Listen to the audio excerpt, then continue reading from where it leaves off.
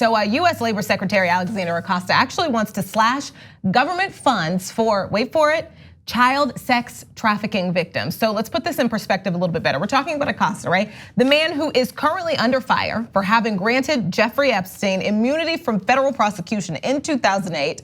That is the billionaire who was being investigated for having run a child sex trafficking ring. This same person is proposing 80% funding cuts for the government agency that combats child sex trafficking. Now, he wants to bring the International Labor Affairs Bureau budget down to $18.5 million from where it sits at $68 million. And the proposed reduction is so drastic that experts say it would effectively kill off many federal efforts to curb sex trafficking and put the lives of large numbers of children at risk. So of course, Acosta is asked about this, and take a look at what he had to say. As Labor Secretary, you've tried repeatedly to cut a program that deals with human trafficking in the Labor Department by up to 80%, going before Congress advocating for that. Why should people trust you to focus on human trafficking and protect victims if you've done that? And I'd like a follow-up question. So you're referring to grants that go to foreign countries for foreign country labor-related work. As part of the budget every year, those grants have been removed, as have other grants for foreign countries. And let me just add, as part of the budget every year, those grants are put right back in by Congress.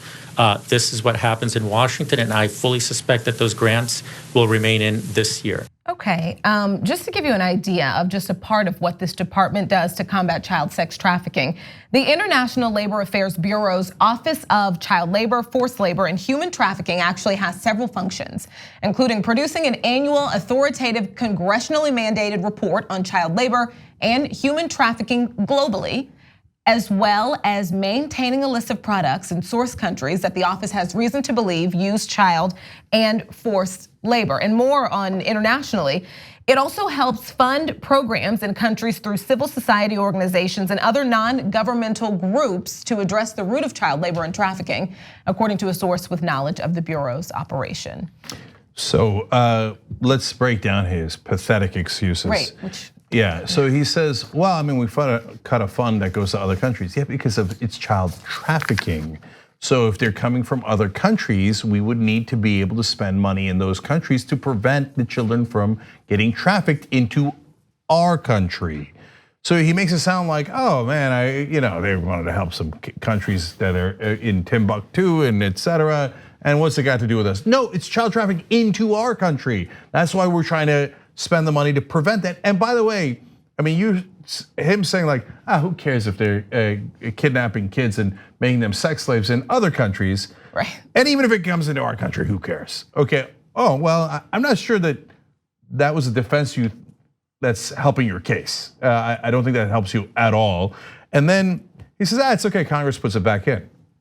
Yeah, the Democrats insist on putting it back in. You're the son of a bitch who cut it in the first place. So so why don't you not cut it? He's like, yeah, I'm a monster, but it's okay. There's actually, believe it or not, decent people in Washington, and they put the money back in that I monstrously tried to cut. And look, if your other excuse, he didn't use this excuse, but if your other excuse is, well, we didn't have money left. Why don't you have money left? Because you just gave $2 trillion in tax cuts to the rich. Mm-hmm. So then those kids become collateral damage. Because after they gave all the money to the rich, they go, I don't have any money for child trafficking, so I'm not gonna stop that. This is the party that claims they're for a rule of law. Remember what Trump said in the convention? He said, I alone can protect you. I guess he meant that to his donors. I alone can give you these giant tax cuts. The children, I'm not gonna protect at all. I don't give a damn about them. That's who Donald Trump and Alexandria Acosta are.